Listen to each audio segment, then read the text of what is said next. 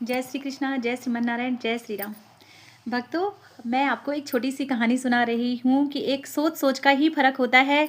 हर इंसान अपनी सोच की वजह से ही गरीब और अमीर होता है।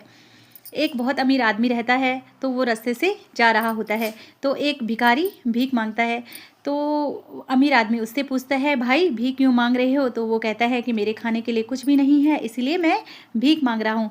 तो अमीर आदमी बोलता है कि मेरा एक चावल का प्लांट है, उसको तुम संभालो, और इसमें भिखारी बोलता है इसमें जो मुनाफा होगा वो 50% तुम रख लेना और 50% मैं रख लूँगा।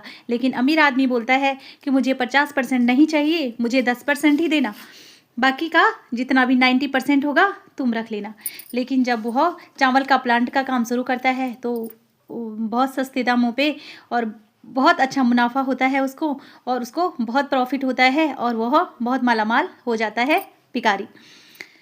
फिर जब देने की बारी आती है और अमीर आदमी अपना हिस्सा मांगने जाता है, तो वो बोलता है कि मेरे को इतना घाटा हुआ है, मैंने इतना लोन ले रखा है, इतना कर्जा ले रखा है कि उसको देना ही ना पड़े।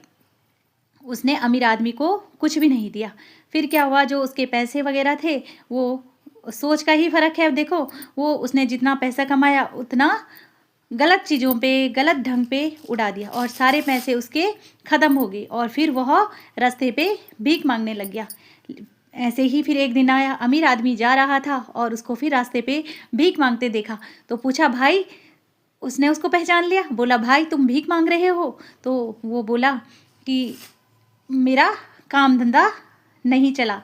तो सोच का ही फ़र्क होता है। देखो, उसने अपनी सोच की वजह से पूरा जितना था वो भी गंवा दिया, और अमीर आदमी, अमीर अपनी सोच से अमीर था, उसने तो यही बोला था ना कि मुझे 10% देना, लेकिन उसकी नीयत 10% की भी नहीं थी। और वह इसीलिए कहते हैं कि लालच बहुत बुरी बला है, लालच नहीं करना चाहिए। जय श्री कृष्णा, जय श्रीमन नारायण, जय श्री राम।